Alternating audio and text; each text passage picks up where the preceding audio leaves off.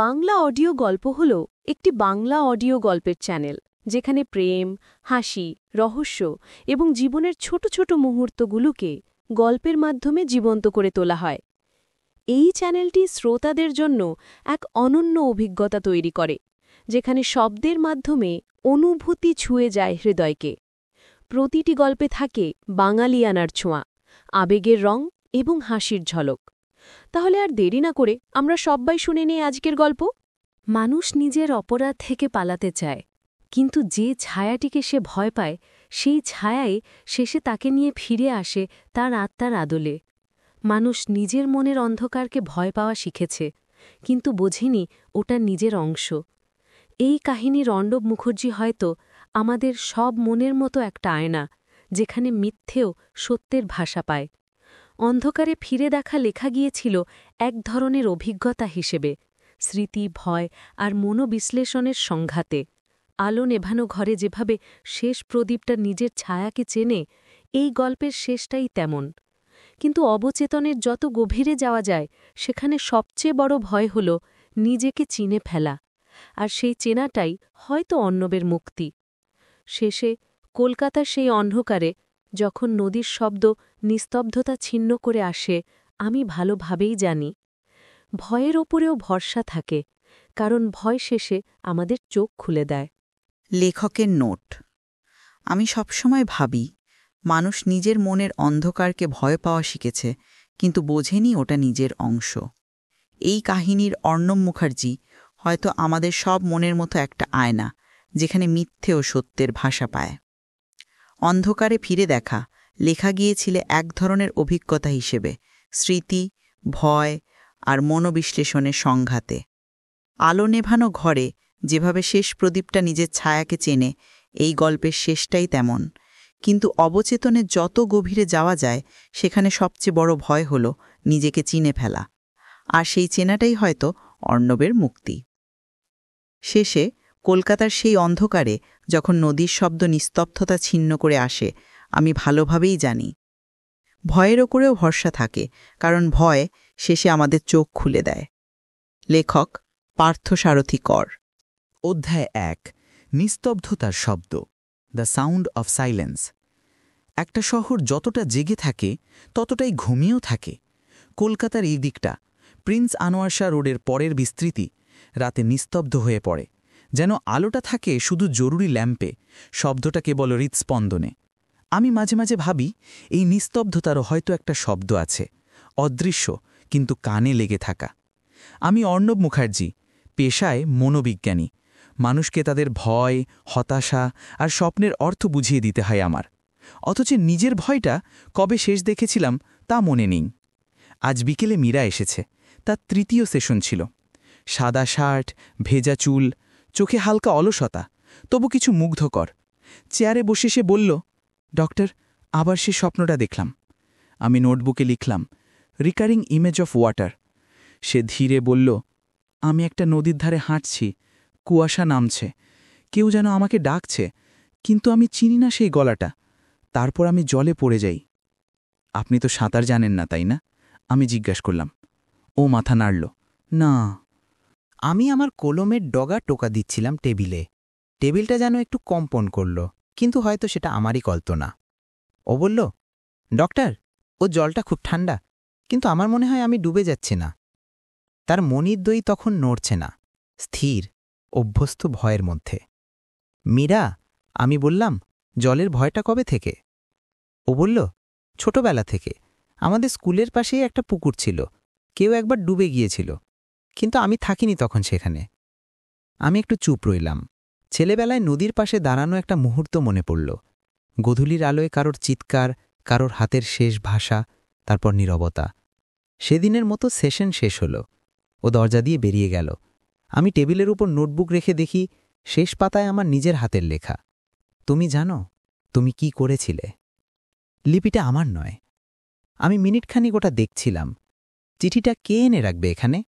Reception বন্ধ, session শেষ হওয়া পর্যন্ত কেউ ঢুকেনি।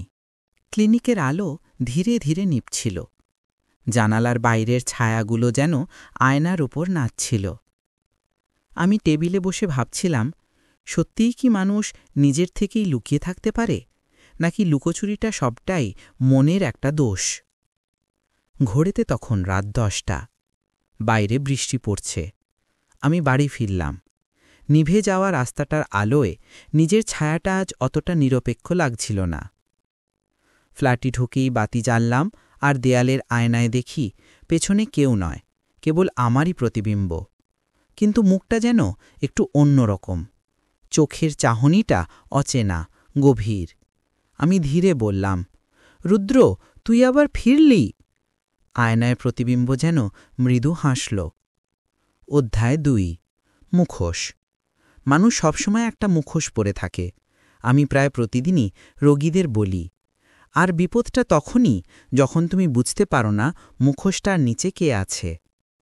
আমি নিজেও এমন একটা জীবনযাপন করি যার চেহারা অন্য কারো কাছে একেবারে স্বাভাবিক। সকাল 8:30টায় ক্লিনিক, দুপুরে সেশন, বিকেলে বিশ্লেষণ করা নোট, আর রাতে দীর্ঘ নীরবতা। দেবলীনার সাথে কথা হয় না প্রায় 6 মাস। সম্পর্কটা এখন কেবল নথিপত্রে বেঁচে আছে। ওর কণ্ঠে অপরাধবোধ থাকে না, আমিও অভিযোগ করি না। হয়তো এটাই শান্তি বলে মানুষ চেনে। আজ সকালে কফির টেবিলে বসেই খামটা খুললাম। ভেতরে একটা লালচে টুকরো কাগজ, একই হরফে লেখা যেমনটা গতরাত নোটবুকে দেখেছিলাম। তুমি জানো তুমি কি করেছিলে? আমার আঙুল কাঁপল। আমি চিঠিটা আলোয় ধরলাম। কাগজের পেছনে হালকা দাগ, জল পড়েছিল হয়তো। কেউ জানালার ফাঁক দিয়ে ফেলেছে বলে মনে হলো, কিন্তু 10তলা ফ্ল্যাটে সেটা সম্ভব? সকালের আলোয় ঘরটা নিস্তব্ধ ছিল, অথচ ড্রেন পাইপের ভিতর নিঃশব্দে কিছু একটা সরে যাওয়ার শব্দ এলো। আমি জানালা বন্ধ করে বসলাম নিজের ডেস্কে, কিন্তু নোটবুকটা খুলতেই চোখ আটকে গেল তারিখে। আজ মঙ্গলবার লেখা, অথচ দিনটা রবিবার। হাতে লেখা আমারই, কিন্তু আমি লিখিনি। সন্ধে নামল হঠাৎ। রাস্তাটার মানুষগুলো ছোট ছোট আলোগুলোর মতো বিচ্ছিন্ন। কেউ যাচ্ছে, কেউ হারিয়ে যাচ্ছে। আমি তখন সিগারেট ধরিয়ে ভাবছিলাম, আমার রোগীদের মধ্যে কতজন এমন আছে যারা নিজের অতীতের কোনো অংশের মুখোমুখি হতে ভয় পায়। আমি নিজে কি তাদের থেকে আলাদা? রাত 9টার দিকে ফোন এলো। মীরার নম্বর স্ক্রিনে। ডক্টর, ওর কণ্ঠ নিঃশ্বাসহীন। আজ আবার স্বপ্নটা দেখেছি। বলো। আমি শান্তভাবে বললাম, আজও সেই নদী, কিন্তু এবার জলটা কালো। আমি জলে নেমে যাচ্ছি। নিচে একজন দাঁড়িয়ে আছে। চোখে কিচ্ছু দেখা যায় না, শুধু তার ঠোঁট নড়ছে। সে বলছে, অর্ণব, সময় হয়ে গেছে। আমি চমকে গেলাম। তুমি নামটা শুনলে নিশ্চিত? একদম পরিষ্কার। আমার মনে হলো ফোনের অপর প্রান্তের নীরবতাটা ছড়িয়ে পড়ছে ঘরের প্রতিটি কোণে। মীরা, আমি বললাম, আগামীকাল সকালেই দেখা করো। যথাসম্ভব চেষ্টা করব, ও বলল। তারপর কলটা কেটে গেল, কিন্তু লাইন থেকে একটা ফিসফিস আওয়াজ এখনও বাজছিল, যেন কেউ শ্বাস নিচ্ছে খুব কাছে থেকে। আমি ফোনটা রেখে বসে রইলাম কয়েক মিনিট। তারপর বুক সেধে এলো। মনে হলো এই ঘরে আমি একা নই। দরজার দিকে তাকিয়ে দেখি কেউ নেই, অথচ বাতাসে একটানা কাগজের গন্ধ, পুরনো খামের মতো। টেবিলের ওপর লালচে খামটা নেই, হারিয়ে গেছে। আমি আয়নার দিকে তাকালাম। প্রতিফলনে ডেস্কের উপর কিছু একটা পড়ে রয়েছে। পেছনে ফিরে দেখি টেবিল ফাঁকা। আবার আয়নার দিকে চোখ ফেরালাম। সেখানে একটা শিশুর হাত দ্বিতীয় চিঠিটা ধরে আছে। তারপর আলোটা নিভে গেল। অধ্যায় 3। আয়নার ভেতরে। পরদিন সকালে মীরা এলো না। ক্লিনিকের ঘড়িতে 10:30 বাজে। রিসেপশনের মণিমালা জানালো, ম্যাডাম ফোনও করেনি স্যার, হয়তো অসুস্থ। আমি কাগজপত্রের ভাঁজে হাত রাখলাম, যেন পাতাগুলোর ফাঁকে শব্দ খুঁজছি। মীরার ফাইল খুলতেই একটা ছোট ছবি দেখি। নদীর ধারে দাঁড়ানো এক মেয়ের ছায়া। ছবিটা আগে ছিল না। ফাইলের নিচে এক লাইনে লেখা, আমরা একই বাড়িতে থাকতাম। আমার মনে হলো কেউ যেন ফিসফিস করছে। আমি জানালার দিকে তাকালাম। বাইরে সূর্য ঢলে পড়ছে, অথচ কোথাও বাতাস নেই। বিকেলে অনিরুদ্ধ এলো। ওকে চিনে রেখেছি আগেও। কালো কফি খেতে খেতে খবরের কাগজে গুড়ি গুড়ি নোট তোলে। সেই সাংবাদিক মানুষটা। অর্ণবদা, তোমার রোগীদের মধ্যে কেউ নিখোঁজ হয়েছে কি? আমি চমকে উঠলাম। তুমি এমন প্রশ্ন করছো কেন? ও বলল, হুগলির ধার থেকে আজ সকালে একটা মহিলা নিখোঁজ হয়েছে। নাম মীরা ব্যানার্জি। আমার মনে হল কারো ঠান্ডা হাত বুকের ওপর চেপে ধরেছে। তুমি নিশ্চিত? পুলিশ এখনও জানে না ঠিক কি ঘটেছে। ও চলে গেল, কিন্তু ঘরে একটা স্থির ভাব তৈরি হলো। আমি ধীরে দরজা বন্ধ করলাম, তারপর ডেস্কে ফিরে বসে আয়নার দিকে তাকালাম। আয়নাটা এই ঘরে অনেক দিন, আমার বাবার সময়কার। এক পাশে খানিক ফাটল ধরেছিল ছোটবেলায়। আজ হঠাৎ মনে হলো ফাটলটা পুরোপুরি বদলে গেছে, যেন ভিতরটা অন্য কোনো ঘর। আমি সামনে গিয়ে দাঁড়ালাম। আমার প্রতিবিম্ব হাসছে না, চোখ বুঝছে না, কেবল চেয়ে আছে। আমি মাথা একটু বাঁকালাম, সেটাও করল না। তুই কে? আমি বললাম নিঃশব্দে। প্রতিবিম্বের ঠোঁট এক দাগে নড়ল। কোনো শব্দ নেই, শুধু ঠোঁটের আকারে ভেসে উঠল, রুদ্র। হঠাৎ ঘরটা কেঁপে উঠল। জানালার বাইরে বৃষ্টি শুরু, বাতিগুলো জ্বলে নিভে উঠছে। আমি ক্লিনিকের বারান্দায় গিয়ে দাঁড়ালাম। রেলিং ভিজে গেছে, রাস্তায় গলি ভেসে যাচ্ছে। হঠাৎ চোখে পড়ল ফুটপাতের কিনারে একটা চেয়ার পড়ে আছে, আর তার গায়ে লেখা অক্ষরগুলো টলছে পলকা বৃষ্টিতে। RUDRAM। আমি নিচে শব্দে কেঁপে উঠলাম। মাথার ভেতরে সেই আগের নদীর জল ঢুকে পড়ছে ধীরে ধীরে। বাচ্চা বয়সের একটা মুখ ভেসে উঠল। ভিজে পাথরের ঘাটে দৌড়, একসাথে খেলা, তারপর পানিতে এক গাঢ় শব্দ, বাবার চিৎকার, আর একটা শরীর অদৃশ্য। আমি বুঝলাম, স্মৃতি একটা আয়নার মতো। সময় যত পাল্টে যায়, প্রতিফলন তত বিকৃত হয়। রাত হয়ে গেল, বৃষ্টিটা থেমেছে। আমি ফ্ল্যাটের দিকে ফিরছিলাম, কিন্তু দরজা খুলতেই দেখি লাইট নিভে গেছে। মোবাইলের ফ্ল্যাশ জ্বালাতেই দেয়ালে এক নতুন কিছু লেখা। আমি ফিরে এসেছি। দেয়ালের ঠিক নিচে পড়ে আছে একটা ছোট খেলনা, রং মুছে যাওয়া এক কাঠের নৌকা। অধ্যায় 4, অনিরুদ্ধের অনুসন্ধান। আমি অনিরুদ্ধ সেনগুপ্ত, পেশায় সাংবাদিক। এমন গল্পের পেছনে অনেক দিন ঘুরি, যেগুলো বাস্তব আর ভয়ের মাঝখানে আটকে থাকে। এই কয়েক সপ্তাহে কলকাতার আশেপাশে 3 জন নিখোঁজ, সবাই তরুণী, সবাই শেষবার দেখা গেছে নদীর ধারে। নদী, এই শব্দটাই আমার কানে অদ্ভুত লাগে, যেন কোনো পুরনো কণ্ঠের প্রতিধ্বনি। আজ সকালে খবর এলো 4র্থ নিখোঁজ মেয়ে, নাম মীরা ব্যানার্জি। আমি থানায় গিয়ে রিপোর্টটা হাতে নিলাম। কাগজে কিছু অস্পষ্ট note. Therapy sessions with doctor Arnab Mukherjee, Behala. Arnab Mukherjee নামটা চেনা, একবার এক কনফারেন্সে দেখা হয়েছিল। ঠিক আগের মতোই শান্ত, পরিমিত, কিন্তু চোখের গভীরে একটা মৃদু আলো, যেটাকে কেউ ইন্টারেস্ট বলে, কেউ অবসেশন। আমি সন্ধ্যায় ওর ক্লিনিকে গেলাম। দরজায় বন্ধ লেখা বোর্ড। সামনে চায়ের দোকানে জিজ্ঞেস করতেই লোকটা বলল, সেদিন একটা ঝড় হয়েছিল। জানিনি তো, সেই রাতে ওনার ঘরে লাইট গেছে। সকালবেলা দেখি জানালার ভিতর ভেঙে গিয়েছিল। তারপর থেকে কেউ আসে না। আমি ফোন নাম্বার বের করে ডায়াল করলাম। কল কানেক্ট হলো, কিন্তু অপর প্রান্তে কোনো কথা নেই, শুধু হালকা নিঃশ্বাস, তারপর কাঁচ ভাঙার শব্দ। কলটা কেটে গেল। নোটবুকে লিখলাম, silence repeats itself through sound. রাত 8টার দিকে আমি পুরনো রেকর্ড ঘাঁটছিলাম। আশ্চর্য করে দেখলাম 25 বছর আগে একই রকম 3টি নিখোঁজ রিপোর্ট দাখিল হয়েছিল চন্দননগর থানায়। সব কেসে নদীর তীর, সব ভিকটিম শিশু, এবং একটাই সাধারণ উপাদান, একটি অজানা সাক্ষীর নাম রুদ্র এম। আমি পরদিন সকালে চন্দননগর যাওয়ার সিদ্ধান্ত নিলাম। নদীর ধারে গিয়ে দাঁড়াতেই বাতাসে এক ধরনের বদ্ধ গন্ধ অনুভব করলাম, পুরনো শ্যাওলা, গলে যাওয়া কাঠের নৌকার মতো। ঘাটের নিচে এক বৃদ্ধ বসেছিল, পাথরের মতো স্থির। আমি বললাম, চেনেন কি রুদ্র এম নামের কাউকে? বৃদ্ধ মুখ তুলল না, কেবল বলল, ওরা যায়, ফেরে না। নদী কাউকে ছাড়ে না। আমি পকেট নোটবুকে লিখে রাখলাম এই লাইনটা, কিন্তু বুকের ভেতর হঠাৎ এক অদ্ভুত ভারী চাপ অনুভব করছিলাম, যেন কেউ নদীর তলা থেকে তাকাচ্ছে আমার দিকে। ফেরার আগে শেষবার ঘাটটার দিকে তাকিয়েছিলাম।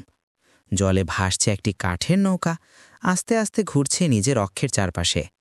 সঞ্চালু সামনের অংশে খোদাই করা 2 অক্ষর, AM। আমি জানতাম না তখন আগামী কয়েকদিনে আমার সবচেয়ে কঠিন প্রতিবেদনটা এই গল্পটাই হবে, এমন এক চিকিৎসকের যার নিজের মনের আয়নাই তার বিরুদ্ধে সবচেয়ে গভীর প্রমাণে ভরে উঠছে। অধ্যায় 5, গোপন কণ্ঠস্বর, দ্য হিডেন ভয়েস। 2 দিন পর ক্লিনিকের দরজায় আবার আলো জ্বলে উঠল। ঝড়ের পর জানালার কাঁচে এখনও ফাটল, কিন্তু আমি আর দেরি করতে পারছিলাম না। মীরাকে খুঁজে না পেয়ে আমি ওর ফাইল খুলে একাই বসেছিলাম সেশন চেম্বারে। রোগী ছাগা থেরাপির মানি নেই, কিন্তু আজ আমি মাইক অন করলাম, রেকর্ড শুরু করলাম। Session number 8, subject Meera Banerjee, status missing. চোখ বন্ধ করে বসে রইলাম। কয়েক মিনিট পরে জানালার কাঁচ নড়ল হালকা হাওয়ায়, তারপর হঠাৎ যেন চেয়ারটা পিছলে গেল নিজের থেকেই। আমি রেকর্ডারে বললাম, মীরা, আজ আমরা কথা বলবো তোমার ভয় নিয়ে। তুমি যদি এখানে থাকো, শুধু শ্বাস নাও। 3 সেকেন্ড নীরবতা, তারপর স্পষ্ট করে শোনা গেল একটা গভীর নিঃশ্বাস খুব কাছ থেকে। আমি জমে গেলাম। রেকর্ডারের সুইচ নড়ছে, কিন্তু ঘরে কেউ নেই। চোখ খুলে দেখি সামনের চেয়ারটা ফাঁকা, অথচ চেয়ারটির ছায়া এখনো নড়ছে। তুমি কে? আমি জিজ্ঞেস করলাম। একটা ক্ষীণ গলার আওয়াজ এলো, তুমি আমার কণ্ঠ চেনো না ডক্টর? আমি গলায় কাঁটা অনুভব করছিলাম। কণ্ঠটা মীরার নয়, সেটি পুরুষের, তবু পরিচিত। রুদ্র, ও বলল। আমি সব সময় এখানেই ছিলাম, ওই আয়নার পেছনে। আমি পিছন ফিরে তাকালাম। দেয়ালের আয়নাটা কাঁপছে হালকা গতিতে।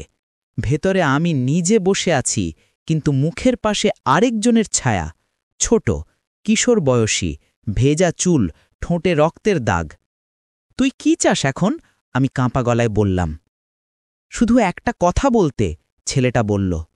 সেদিন তুই আমার হাত ছাড়লি। আমি মাথা নাড়ালাম প্রবল ঘালে ভেসে। না, আমি চেষ্টা করেছিলাম। গলার বাল্বের আলো নিভে গেল, রেকর্ডারটাও বন্ধ। অন্ধকারের মধ্যে কণ্ঠটা এবার নিঃসঙ্গতা নয়, ঠান্ডা। তুই চেষ্টা করিসনি অর্ণব, তুই ভয় পেয়ে পালিয়ে গেছিস। আমার মাথার ভিতর হঠাৎ নদীর জল ফেটে উঠল। শুনি বাচ্চা আমিটা জল থেকে চেঁচাচ্ছে, দাদা, হাতটা ধরো। তারপর কালো স্রোত আর একটা কণ্ঠস্বর, মীরার, ঠান্ডা, গভীর। তুমি জানো তুমি কি করেছিলে? আমি চমকে উঠলাম। আলো জ্বলে গেছে আবার, চেয়ারটা ফাঁকা, আয়নাটাও স্থির। রেকর্ডারে ফিতেটা ঘুরছে। প্লে করে দেখি শুধু একটি বাক্য ধরা পড়েছে রেকর্ডে। অন্য সব শব্দ নিঃশেষ হয়ে গেছে। তুমি নিজের ভিতরেই ডুবে আছো। অধ্যায় 6, অতৃপ্তি, দ্য হন্টিং পাস্ট। চন্দননগরে ফিরে আসা মানেই আমার শৈশবের একটা বন্ধ ঘরের দরজা খোলা। 25 বছর আগে বাবার ট্রান্সফার হয়েছিল, সেই থেকে আর আসিনি। আজ গাড়িটা স্টেশন থেকে পুরনো বাড়ির দিকে যেতেই রাস্তাগুলোর রং পাল্টে গেল। ধুলো, নিস্তব্ধতা আর ভেজা গাছের গন্ধ। দরজাটা এখনও সেই কাঠের, পিতলের তালা জং ধরা। কেয়ারটেকার বলল, বাবু, বাড়িটা আর কেউ নেয়নি। আপনার বাবার মৃত্যুর পর থেকে এর দরজাও আর খোলেনি। আমি ভেতরে ঢুকলাম। ধুলো জমে থাকা ঘরে সময় থেমে আছে। দেওয়ালে ঝোলানো বাবার হাসি মুখের ছবি, পাশে এক পরিচিত ফ্রেম, ভেতরে রোদে ফ্যাকাশে হয়ে যাওয়া একটা দলছুট হাসি। আমি, পাশে আরেকটি বাচ্চা ছেড়ে, কপালে জলবিন্দু, চোখে ভয়হীন চাহনি। ফ্রেমের নিচে নাম লেখা, অর্ণব ও রুদ্র, 1998।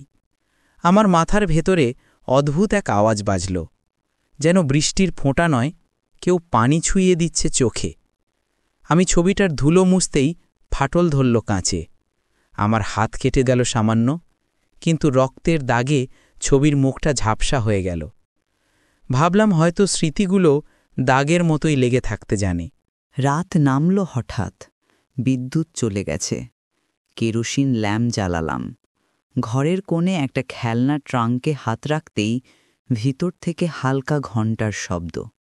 খুলে দেখি কিছু পুরনো বই, একখণ্ড হাতঘড়ি আর একটা ডায়েরি। ডায়েরির কভার ছেঁড়া, পৃষ্ঠাগুলো স্যাঁতস্যাঁতে। প্রথম পাতায় লেখা 10 জুলাই 1998। আজ রুদ্রর জন্মদিন। ওর জন্য একটা কাঠের নৌকা বানালাম। নদীর ধারে খেলতে যাবে। আমি শ্বাস আটকে পড়লাম। পাতার পরের লাইন কেটে গেছে, কিন্তু কালির ছাপ থেকে পড়া যায় একটা শব্দ, ডুবে। বাতাসে তখন হঠাৎ দরজার ফাঁক দিয়ে বৃষ্টি ঢুকে পড়ল। করিডোর জুড়ে দরজার কাঁচ কাঁপছে। আমি দেখলাম আলোয় সামনের আয়নাটা মৃদু কাঁপছে, যেন কেউ তার অপর পাশে হাঁটছে। আমি ডাকার চেষ্টা করলাম, রুদ্র। একটা নরম কণ্ঠস্বর ফিরল, শিশুর, কিন্তু ফাঁকা ঘরের ভেতরটা যেন কেঁপে উঠল।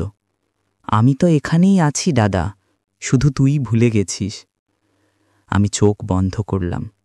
জল পড়ার শব্দ হচ্ছিল দেওয়ালের ভেতর থেকে। বৃষ্টি নয়, তার পরপর ধাপে ধাপে কোন উজান থেকে জলের শব্দ, যেন নদী ঘরে ঢুকে পড়েছে। ল্যাম্পের আলো টলে উঠল। ঠিক তার নিচে পড়ে থাকা ছবিটা নিজে থেকেই উল্টে গেল।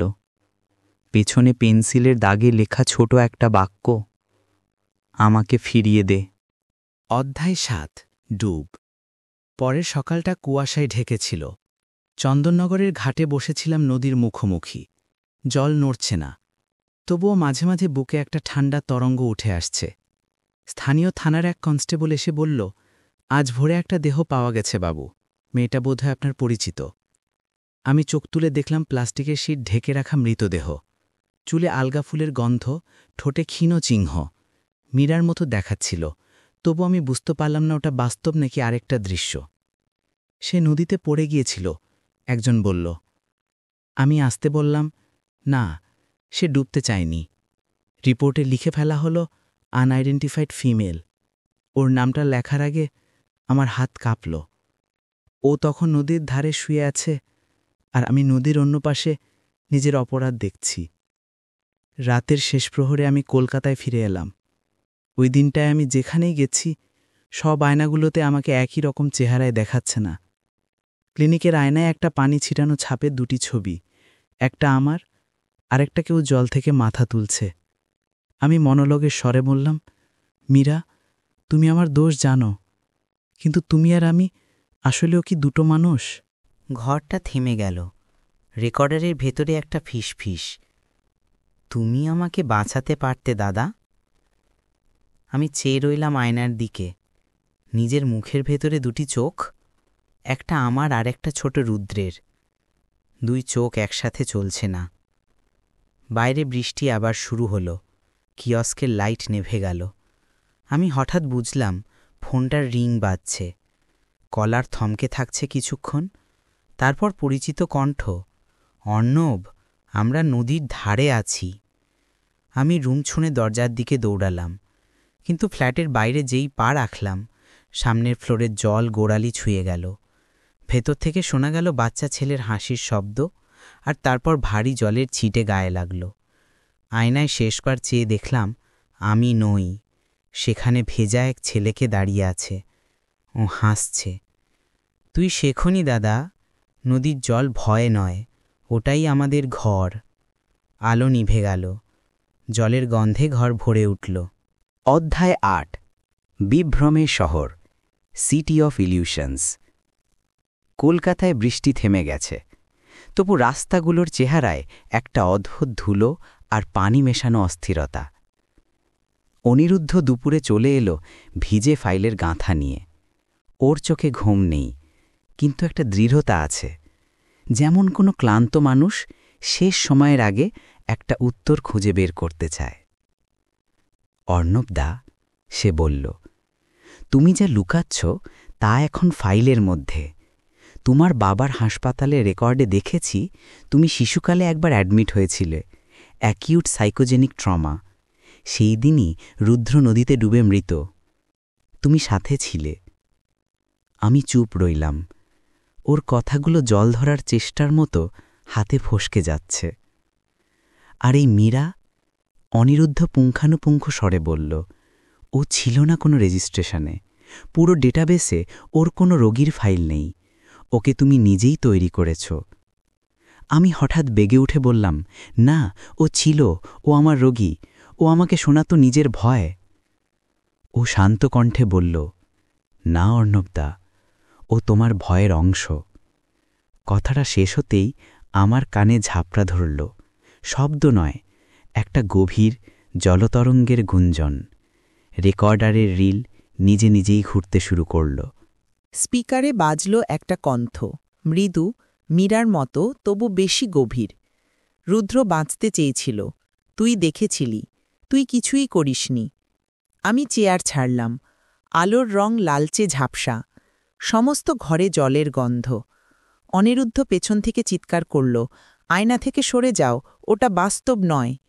কিন্তু আমি থামতে পারলাম না। আয়নাটা এখন একটা দরজা। ভেতর দেখে মনে হচ্ছে ওপারে কেউ শান্তভাবে হাঁটছে। আমি হাত তুলে পর্যায়ক্রমে ছুঁয়ে দিলাম আয়নাটা। ঠান্ডা জল আঙুলে লেগে রইল। অর্ণব! অনিরুদ্ধের চিৎকার আর দূরে থেকে। আমি ধীরে বললাম, ওরা ফিরে আসবেই। ঘরের আলো বজ্রপাতের মতো চমকালো একবার, আর তারপর অন্ধকার।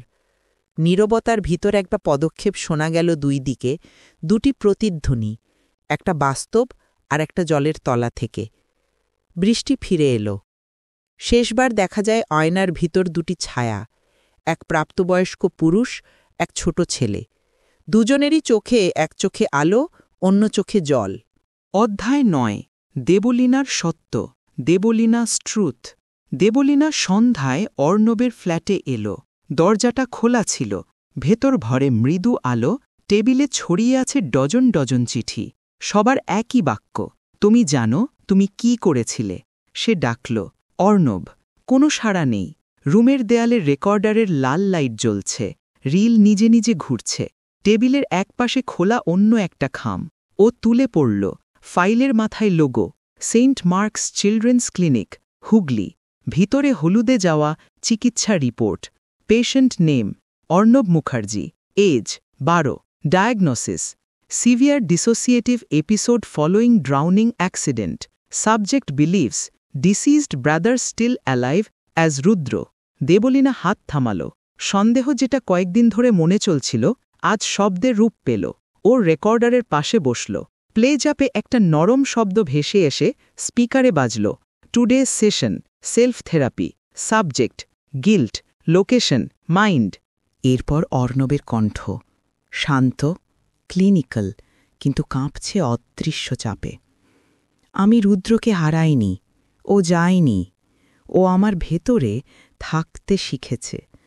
প্রতিবার যখন আমি কাউকে বাঁচাতে বিফল হই, ও আমাকে দেখে হিসেব চুকায়। মীরা ছিল ওর ছায়া, আমার ছায়া, সব কিছু। দেবলীনা চোখ বন্ধ করল। একটা হালকা বাতাস আসছিল জানালা দিয়ে। রেকর্ডার চুপ হওয়ার আগে শেষ বাক্যটা শোনা গেল, যদি কখনো তারা আমার ঘরে আসে, বলবে আমি শেষবার নিজের চোখের দোষ ভাঙতে চেয়েছিলাম। ও চেয়ারের পাশে নেমে অনেকগুলো ফ্রেম একসাথে পড়ে রইল। একটায় মীরার ছবি, অন্যটায় এক ছোট ছেলের হাসি। দুটি ছবি একটি মুখের ভিন্ন বয়স।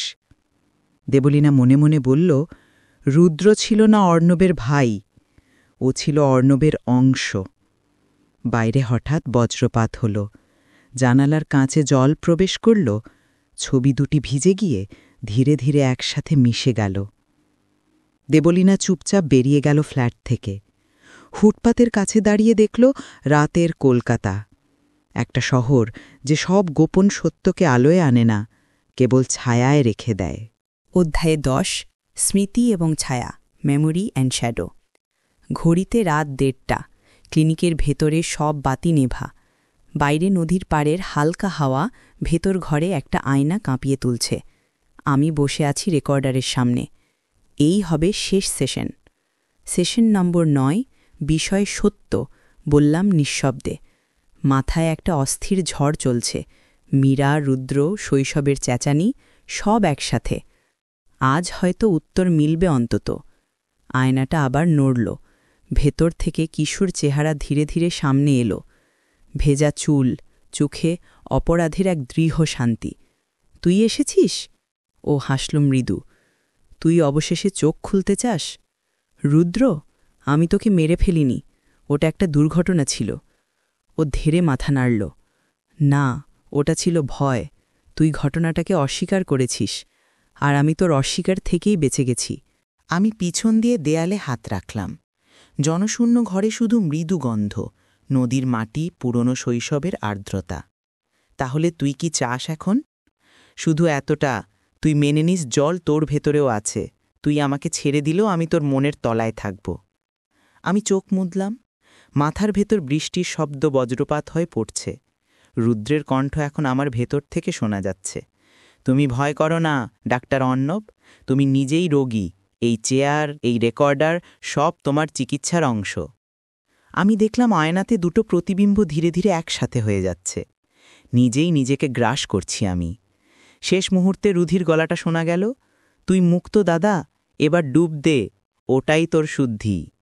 আমি রেকর্ডার বন্ধ করলাম। ঘরের সব বাতি নিভে গেল। বাইরের নদীর জল তট ছুঁয়ে উঠছে। কিছুক্ষণের মধ্যে সব নিস্তব্ধ। শুধু একটা ঝুলন্ত চেয়ার ধীরে ধীরে দুলছে, আর রেকর্ডারের শেষ শব্দ ভেসে আসছে। অন্ধকারেও প্রতিফলন থাকে। অধ্যায় 11, শেষ সেশন, দ্য ফাইনাল সেশন। 3 দিন পর কলকাতা পুলিশ অর্ণব মুখার্জির ক্লিনিকে তল্লাশি করে। দরজাটা ভেতর থেকে বন্ধ, কিন্তু চাবি মেঝেতে পড়ে আছে। চেম্বারের মধ্যেখানে একটা চেয়ার, তার সামনে রেকর্ডারের রিল।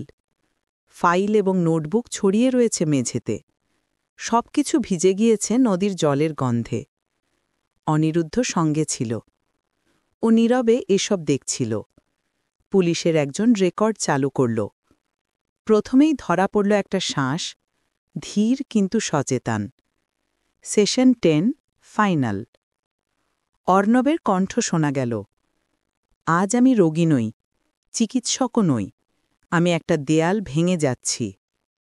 ঘরে তখন ফিসফিস আওয়াজ, রেকর্ডে জল ছোঁয়ার শব্দ, চেয়ার নড়ার কম্পন, তারপর একটা হালকা হাসি। যখন কেউ নিজেকে বোঝে, তখন তার সব ছায়া একসাথে মিশে যায়। রুদ্র ছিল আমার প্রতিফলন, মীরা ছিল আমার স্বীকারোক্তি। আমি তাদের ফিরিয়ে দিতেছি জলে। তারপর একটা দীর্ঘ নিস্তব্ধতা।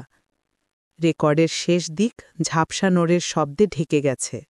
অনিরুদ্ধ চুপ করেছিল। পুলিশ ইন্সপেক্টর বলল, দেহ পাওয়া গেছে নদীতে, পরিচয় অস্পষ্ট, কিন্তু ঘড়ির ভেতরে নাম খোদাই AM। অনিরুদ্ধ ধীরে চেয়ারে বসে বলল, ও নিজেকে বাঁচিয়েছে যেভাবে ভয় থেকে বাঁচা যায়, চেতনার অন্তর্মুখী জলে। বাইরে আকাশ ধূসর, আর রিলিং ধরে নেমে আসছে বৃষ্টির শেষ ফোঁটা। তার মধ্যে রেকর্ডার আস্তে খুঁড়ছে। শেষ মুহূর্তে অর্ণবের কণ্ঠ আবার উঠল ফিসফিস নিরাপত্তায়।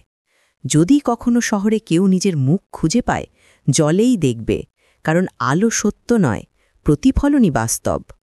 অনিরুদ্ধ চেয়ে রইল দরজার দিকে। ম্লান আলোয় আয়নাটা একবার চমকাল, তারপর স্থির হয়ে রইল। অধ্যায় 12, নদীর ধারে নীরবতা, সাইলেন্স বাই দ্য রিভার। ভোর হওয়ার আগে হুগলি নদীর পাড় প্রায় শূন্য। অনিরুদ্ধ স্টেশনের দিক থেকে একটা পাতা রাস্তায় নেমে এলো। চীনা জায়গা এখন অচেনা লাগছে। ধূপের গন্ধ, কলাগাছ আর দূরের ঘাটের ধাতব ঝিলিক। ও ধীরে চলল জলের ধার ধরে। বৃষ্টি শেষ, কুয়াশা হালকা, কিন্তু আবহে এক ধরনের বিরল স্পষ্টতা। রোদ এখনো আসেনি, তবু নদী যেন আলো ছড়াচ্ছে নিজের ভেতর থেকে। ও দেখল ঘাটের এক কোণে একটা ছোট কাঠের নৌকা ভেসে আছে। নৌকার বুকে হলুদে ঝাপসা অক্ষর RM। বাতাসে পিছনের শব্দ, ওপরে ফেরার ট্রেনের সাইরেন, শহরের দূর নিঃশব্দ জাগরণ। অনিরুদ্ধ মনে মনেই বলল, মানুষ যখন নিজেকে খুঁজে পায় সে অন্যকে হারায় না, বরং নিজের ছায়া ফেরত পায়। ও পকেট থেকে একটা লাল খাম বার করল, শেষ চিঠি, যেটা ফ্ল্যাটের ডেস্কে পাওয়া গিয়েছিল। খাম খোলার পর ভেতরে এক লাইন মাত্র লিখা, তুমি জানো তুমি কি করেছিলে এবং তুমি এখন মেনে নিয়েছ। ও চিঠিটা নদীতে ছুঁড়ে দিল। কাগজটা জলে ভাসতে ভাসতে ধীরে ধীরে ডুবে গেল। সেদিন সূর্য উঠছিল ধীরে ধীরে, আকাশে একটা পাতলা দুপুরের রং চেপে যাচ্ছিল। অনিরুদ্ধ চুপচাপ হাঁটতে লাগল, কোনো নোটবুক খোলেনিও, কিছু লিখল না। শহর জেগে উঠছে, চায়ের ধোয়া, রাস্তায় প্রথম বাসের গর্জন, সবকিছুই আবার চেনা ও দূর। নদীর জল অবিচল, নিস্তব্ধ, কিন্তু তার ভেতরে আলো খেলা করছে, যেন কারোর চোখে স্বস্তি ফিরে এলো। শুধু একটা বাক্য ভেসে রইল হাওয়ায়, অরণ্যাভের শেষ কণ্ঠ, অন্ধকারের একটা বিপজ্জনক দিক আছে, ওটা তোমার মতো দেখতে। বাক্যটা নদীর জলে মিশে যেতে যেতে শহর সকালের রোদে দীপ্ত হয়ে উঠল। আজকের গল্পটা কেমন লাগলো কমেন্টে নিশ্চয়ই লিখে জানাবেন। আর একটা অনুরোধ, যদি আপনাদের আমাদের এই প্রয়াসটা ভালো লেগে থাকে তাহলে একটা লাইক আমাদের পরের প্রচেষ্টার জন্য অনেক উৎসাহী করবে। আর যদি এমন নতুন গল্প জুড়ি সবথেকে আগে শুনতে চান তাহলে প্লিজ আমাদের চ্যানেলটা সাবস্ক্রাইব করে দিন। সবাই ভালো থাকুন আর সুখে থাকুন। নমস্কার।